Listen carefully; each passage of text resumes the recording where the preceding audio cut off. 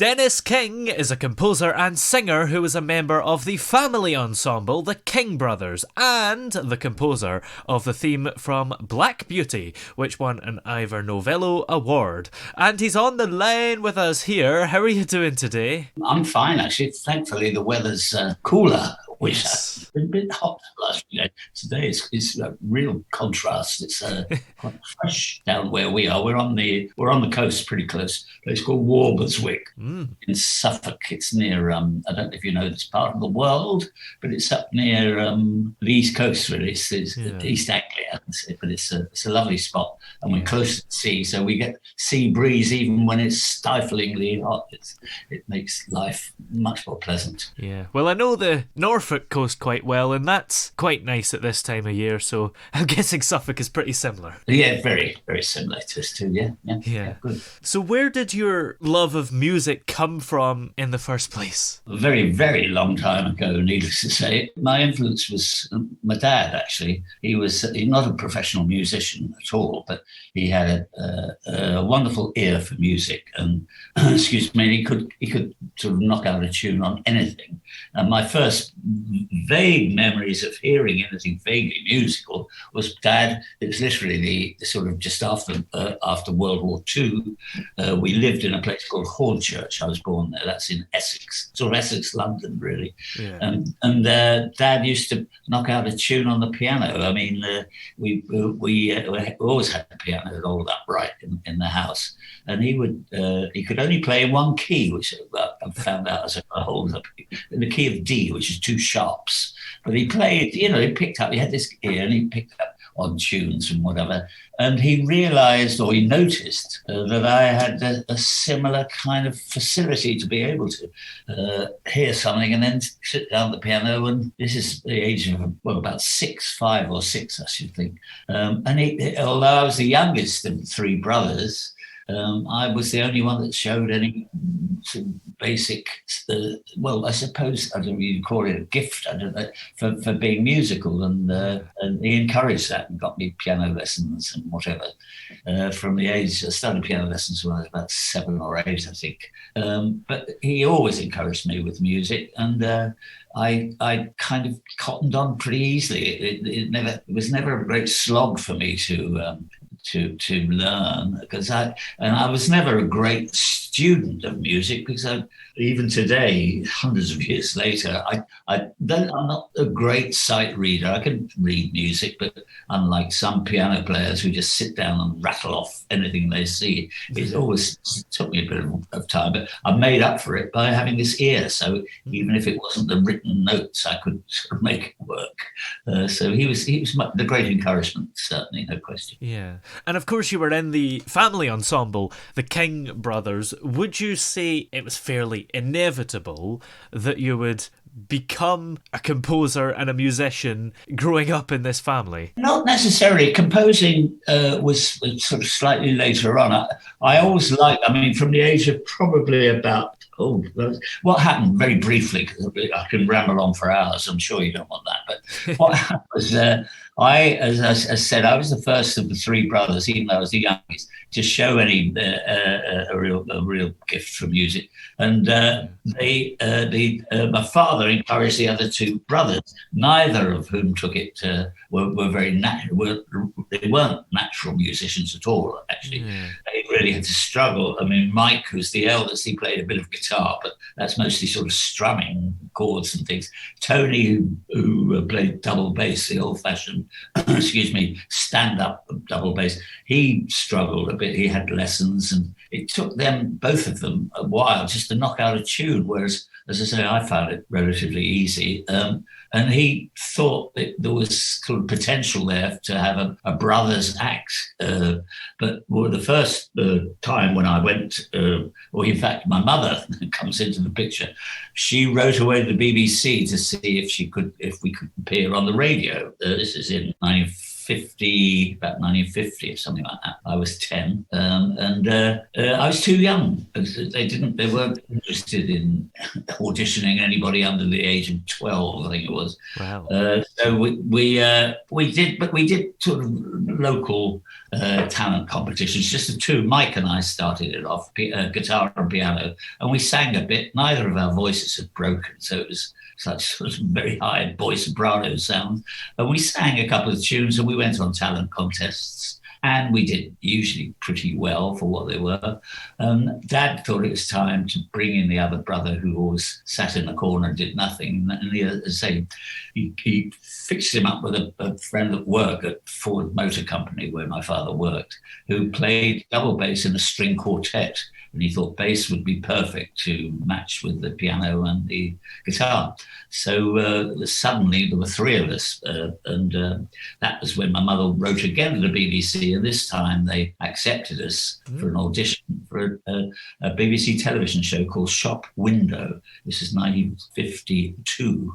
And we were very young. Well, I was 12 and I was very small. I still am very small, actually. But we looked young and all the rest of it, baby faces, and we all dressed alike and we all neat scrubbed, and went on television. In those days, of course, there was only one television station, BBC. There was nothing, no ITV, no nothing. And it was live, everything was live. You went on and you were seen, and that was it. And we appeared on this shop window. And I think because there was nobody else doing that kind of boy band stuff, but so we were the first. And we created quite a sensation for the time. And we were picked up by an agent and did another television and another television. And it kind of grew from there. And we eventually had a record contract with Parlophone Records and made a couple of fairly successful hit records, I suppose you'd call them. And I, at no time during that was I wildly interested in writing music, but that kind of came gradually because we all only ever recorded American songs. I mean, there was no pop scene in English pop scene at that stage. Everything was imported from the States, you know. And then we would cover records by the Everly Brothers or who were Bill Haley and the Comets and all those. And we had a fairly successful career as a trio, appeared with lots of wonderfully famous people as a support act. Until it all started to, and in the meantime, I decided that I thought I had a bit of a penchant for writing tunes, and I decided to try to write a couple of songs. The first song I ever wrote, funny enough, I remember well because I wrote the music and the words, and since I don't write words, I write tunes. I wrote this song called "What a Feeling," which we being King Brothers, put on the B-side of something we'd recorded. And to my amazement, about a year after this, because the publisher involved had a tie-up with a company in America and sent all the stuff that we did in England over to the States. And through the post came a 45 of my song, "Got a Feeling," sung by none other than Doris Day. Wow. And I thought, wow, she was a huge star at the time. And it was quite pretty. She did it as an album track, something. Yeah. But I thought, my God, this is it. I've written the first song I ever wrote has been recorded by Doris Day. Yeah. But that wasn't the beginning of the whole. I couldn't write lyrics to save my life. It was a terrible, sort of ordinary piece of work that I'd done. But it encouraged me anyway to write more. And in the meantime, the King Brothers, I don't know if you want to go back on the King Brothers. The King Brothers kind of faded into insignificance with the advent of rock and roll, and then the Liverpool sound, the Beatles, the Stones, all the big bands, and the King Brothers sort of decided, well, I didn't want to do this anymore, touring, doing working men's clubs, which was the only work we could get at the time. So I went back to school, kind of, at the age of 27, 28, to the Guildhall School of Music to study orchestra, because I didn't know much about it at all at the time. I picked up tips and things. It wasn't hugely successful, but it looked good on the CV. He studied at the Guildhall School of Music in London. Didn't really study very much. Excuse me. But so it gave me a bit of a grounding, I suppose. And I went on from there, I suppose, with writing. Say that King Brothers disbanded. The two brothers weren't that thrilled about the idea, but they had, it's not like we had a career that was going to go on and on and on and on. It was fading rather rapidly by then. We could only scramble the odd gig, and the other two were married, and I was thinking of getting married. I hasten to add it, not to the wife I'm married to now. And my career kind of took off, not right away. In fact, it took a bit of a while to get my feet on the ground, but that was the beginning, really, of what I considered a second career. And you mentioned that the King brothers have sort of faded into insignificance because of future bands that came along, but am I right in saying that the King brothers were actually Britain's first ever boy band? Yeah, we were. I mean, it sounds ridiculous in retrospect. There was nobody else like it. There were no other little groups of whether brothers or sisters or whatever. But we actually played instruments and sang, and kind of went on stage and performed. And for the time, we were quite sort of polished. And as I said, looked neat and tidy and clean, unlike what was to follow.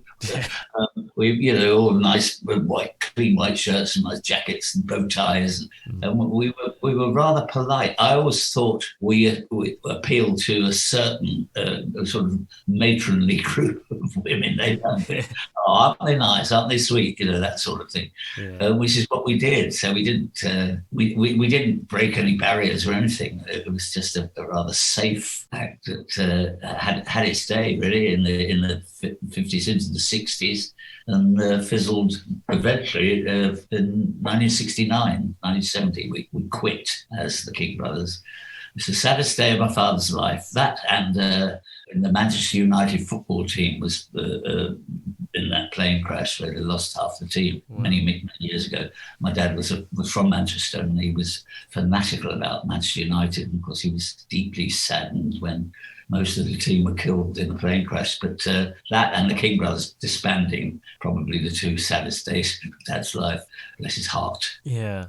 Of course, one of the things you're best known for is writing the theme from Black Beauty. How did you get that job? Because you hadn't actually done any TV composing yet, had you? Oh, I hadn't. No, you're right. Absolutely right. I was having done this rather short stay at the Guildhall to learn the basics of orchestration, because although I worked with musicians since I was a kid, but I didn't know the technical side of things, how to score for orchestra, and what the horns would do, what the woodwinds would do, what the strings would do.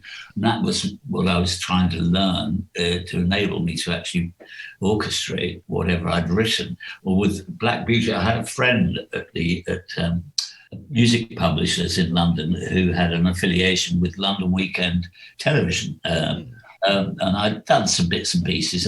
He was a friend of mine, and he would always sort of say, well, you might as well have a go at this or that. There's a TV show coming up, and and he called me out of the blue one day, and he said, this might suit you. It's London Weekend are planning a TV series about a horse. And I said, he said, Black Beauty. I said, yeah. He said, well, they've already started filming, but they haven't decided on what the music would be, but they put it out to sort of tender. I said, what do you mean? He said, well, they are asking something like 15 different composers to submit ideas for the theme. They felt the series was going to be really popular, because it was essentially a kids' show, I suppose, which would go out on a Sunday evening at 6 o'clock in the evening. And it was about a horse. And the credits would be a horse jumping over in woods, over hedges and through water. And they needed something really stirring and all that stuff. It's worth a shot. So I got in touch with the head of music at London Weekend, a wonderful man called Harry Rabinovitz. Sadly no longer with us. But I knew him only because when he was a conductor at London Weekend, I met him when I was a King brother, and he was wonderful, man. gave me a impression he was like a headmaster at school, because he was pretty stern, or could be, but there was a little twinkle in his eyes. But for some reason, he thought I had promise. He said, it's worth you having a go. I said, he said, well, I know there are other composers, but, have a shot at it. So I sat down at a little keyboard I had in Hampstead where I was living and knocked out a tune on a piece of reel-to-reel tape, because there was no, recording was pretty, well, it was early days of it, really, on a little tape recorder. And sent the tune in with just the top line music. And Harry, a couple of weeks later, phoned up. He said, the producers have heard your tune and they rather like it. But he said, you're in a bit of a competition at the moment. They also like several other of the tunes. So they whittled it down from 15 to about 8. And then I kept getting these phone calls every 2 or 3 days or something, that you're in the finals. It was rather like being in the Eurovision Song Contest. Yeah. Where they said they like yours, they like them. Anyway, came the day, I was sitting at home or something, the phone rang, it was Harry. Said, congratulations, they've chosen your theme. So I said, oh, that's fabulous. He said, well, yes, but there are a few strings attached as well. He said, first of all, they want it very quickly. You've got to get it. We're in the studios within a couple of weeks. And I thought, oh, God, because as I say, up until then, I'd only orchestrated for, well, like trio or a quartet or something for my brothers, and also the little jazz group I had, but not orchestra. And he said, yeah, as it happens, we have a studio booked. London Weekend have a studio booked with a big orchestra. It was for the Tommy Steele special. And Tommy has just cried off because he's got something wrong with him. So we're going to cancel him, but we've got to keep the orchestra. So can you do your tune, orchestrate it for what was in the end, a big string section and horns and woodwind, probably about 40 players, including a choir, for your tune. And I thought, put down the phone. I really was stumped, because I started getting books out of the library and all that stuff.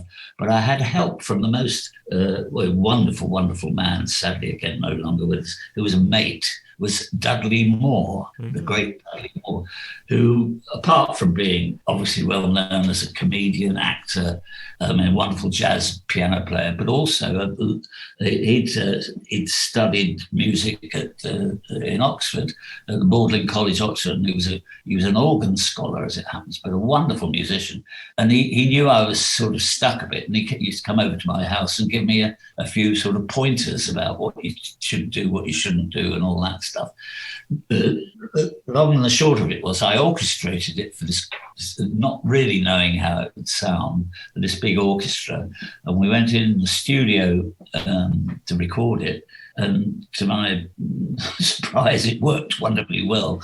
And the producers loved it and said, yes, great, great, great. Then Harry broke the news to me. He said, you do know that you're going to have to write all the music for each episode, all the background dramatic music. And each one was 50, well, initially 26 episodes and another 26. So there are 52 episodes of Black Beauty, in which I had to write some different music for each episode.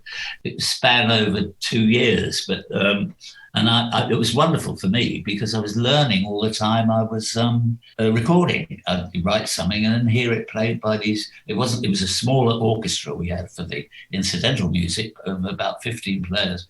But I learned my craft, if you like, through Black Beauty, and it went on to win, as you mentioned early on, the Ivor Novello Award for Best TV Theme of the year. And that sort of set me off. Suddenly I was in demand as a television composer, and kind of went on from there. And it was, I have Black Beauty to thank for pretty much everything. Yeah.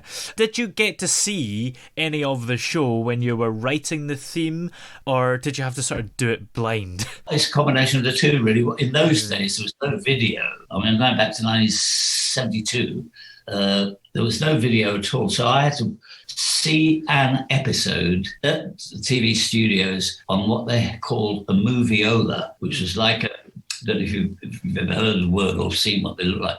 It's like a reel of film that you crammed in as the composer, director, and the producer. We got crammed in this little editing studio, and the screen on which it was through this film, really, rather than it was tiny. It was about as big as what would be now a phone. But you all had to cram around and try and see what was happening because I couldn't take it away because it's part of this big clumping machine called a Moviola. So I had to kind of look at the film a couple of times and try and memorize it, and with the director saying, "Oh, that'll be a good when she falls off the horse." You want a big dramatic something or other there that would last until the next scene, and I'm making notes with a pencil and paper, and the editor would type all this stuff off, and I'd go home with no film, no video, no nothing, with these notes and try and remember what happened when, rely on that when I went in the studios to record, is where the great man Harry Rabinowitz came into his own, because he'd been in the business so long.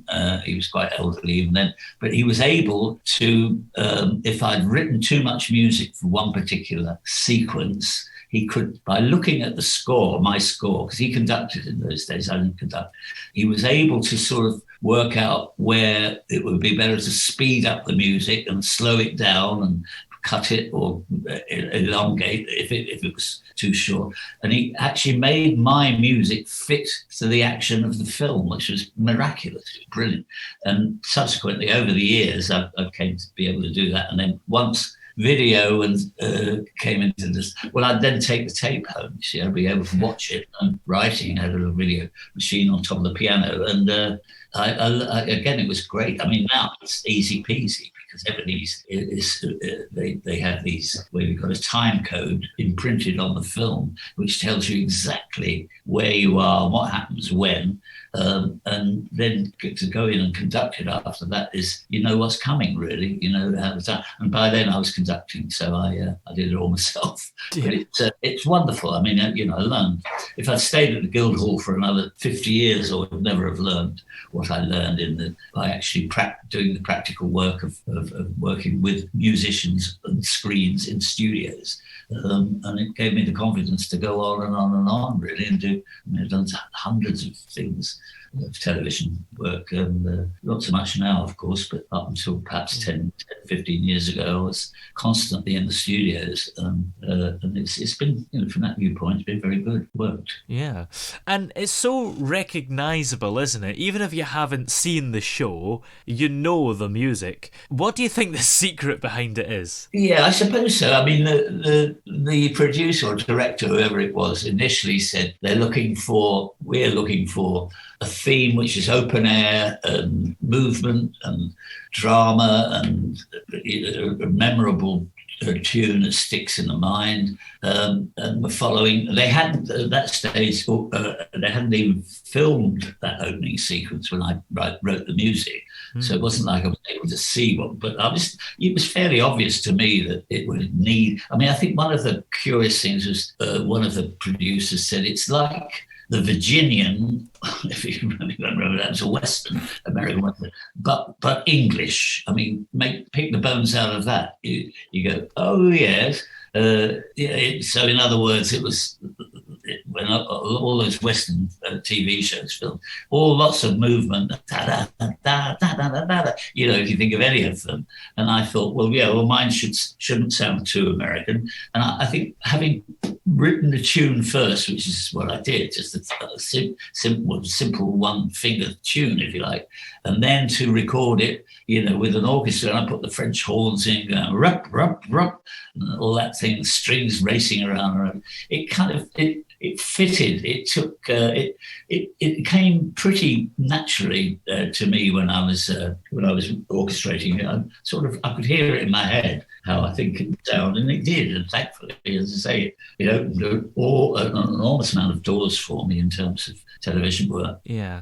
Is there a particular project during your composing career and just music in general and everything you've done that you're the most proud of? Yeah, good question. I mean, I've said earlier, if you're talking about what's the most successful piece of music I've ever written, is far and away the Black Beauty theme for all kinds of reasons. Not just the fact that it was successful and it's opened doors and it's earned me, a good living. It's the fact that it's been recognized for some reason, as a wonderful piece of music. I mean, the emails and all kinds still going on today. I mean, literally hundreds of people writing in and saying, we heard we remember it when we were kids growing up and heard your tune and it stayed in our minds.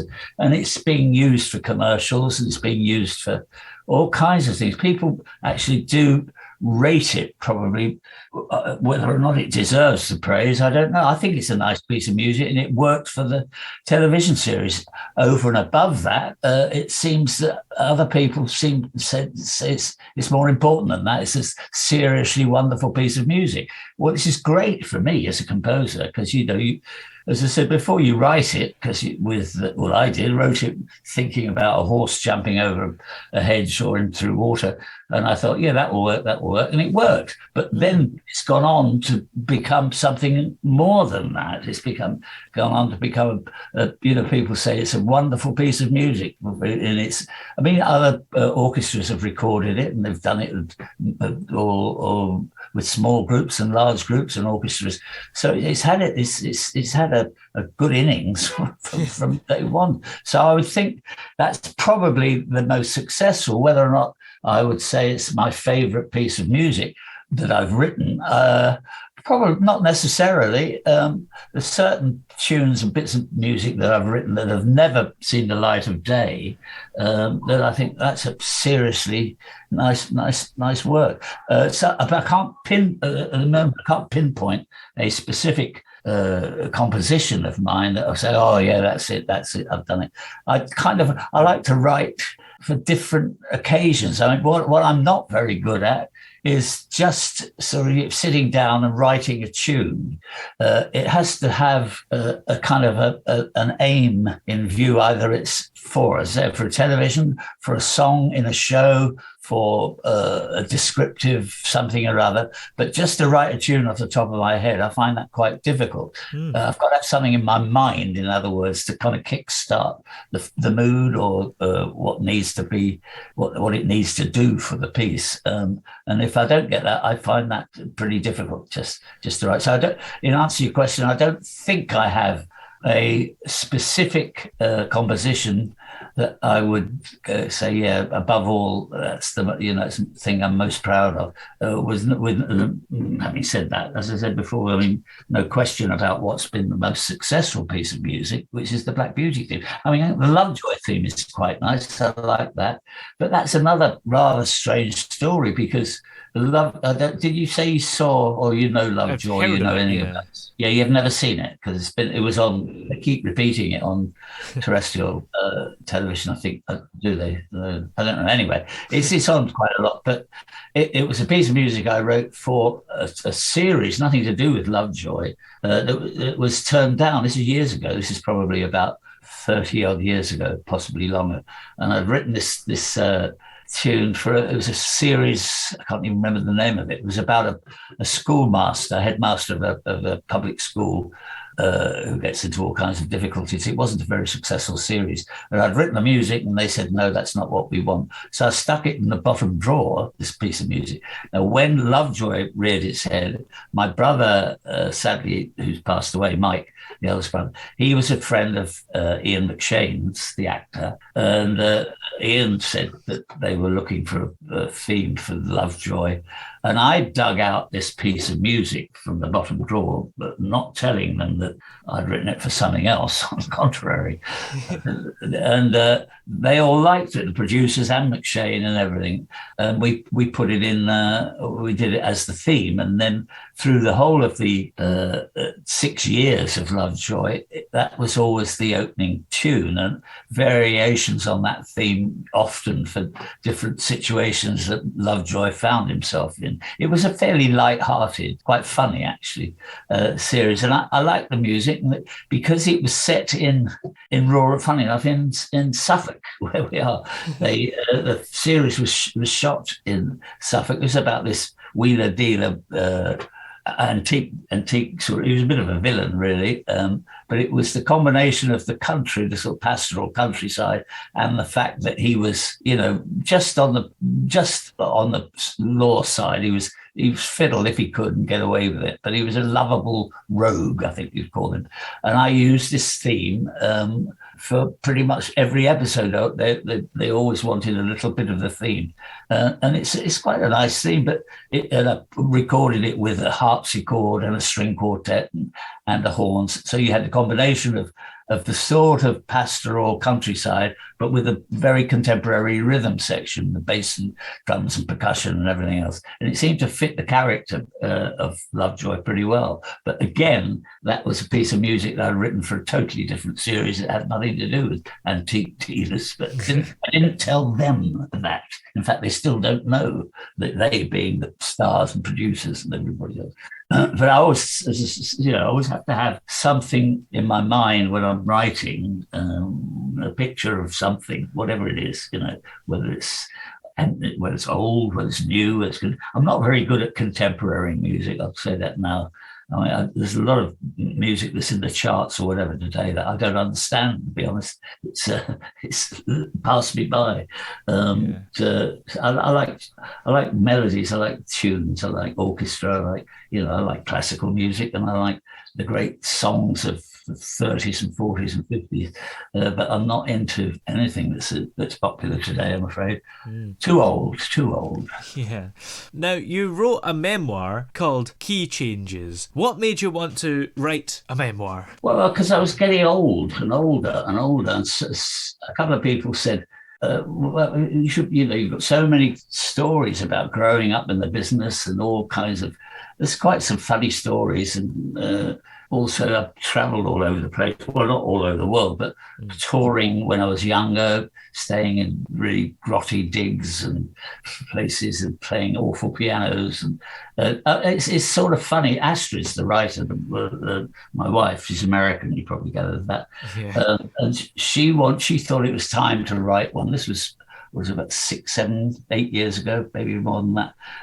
We started. I have the tales, I have all the stories and the dates and things, and she made them fit everything. I mean, she's a really good writer, actually. She's written books and scripts and things. We started, and we enjoyed doing it together.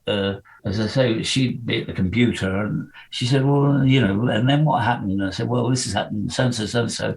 And then in 1960, I did this, and she'd put it all down and make it fit nicely. And it's a really good, we've got some wonderful quotes of the book from various friends in the business, from Alan Ayckbourn and what's his name, Dame Edna, Barry Humphries, and Richard Curtis, who lives next door to us, the writer who's married to Emma Freud, and the late Barry Cryer, Maureen Lipman wrote quotes. We've got Ronnie Corbett, all quotes saying how much they enjoyed the book. It's difficult, though, when you're not a name, it's me I'm talking about, to try and promote it, unless you've got a publisher behind you who's spending money promoting it, which we don't have. We self-published it.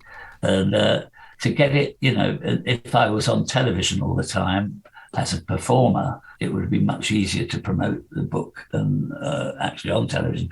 But as it is, you try and flog it off at some gig or something, have a few books in the corner, people want to buy it. But it's a good read. You probably enjoy it if and when you get round to reading it. I think it's fun. It's fun to do. And what other projects have you got coming up? Are you working on anything at the moment? No, too old. In the business since I was 13. I mean, grief. No, I mean, on the contrary, it's not my choice really, but having done so much, and in recent years, I don't wish to sound like sour grapes, but I think the standard of television music, with few exceptions, has been lowered. It's due to economics, I think. It's expensive to get a big orchestra together now, but so they tend to rely on well, I've got one myself. I'm sitting and I'm talking to you in front of a computer. And my computer I can come out of here in 20 minutes with a full orchestra because it's got all the sounds you require all on computer. And television tends to take that cheap route. I mean, there's only shows, I suppose, like what they call it, the drama Sunday night show about. I can't remember the name. Memory's going. There's a few sort of quality shows where they actually spend money on an orchestra, but more often than not, particularly if it's a contemporary series, the producers seem quite happy with just sort of musical noise rather than any great orchestral pieces. And I think from that viewpoint, it's cheap and cheerful. I mean, you can, as I say, I could knock out a kind of orchestral theme in half an hour in front of my machine.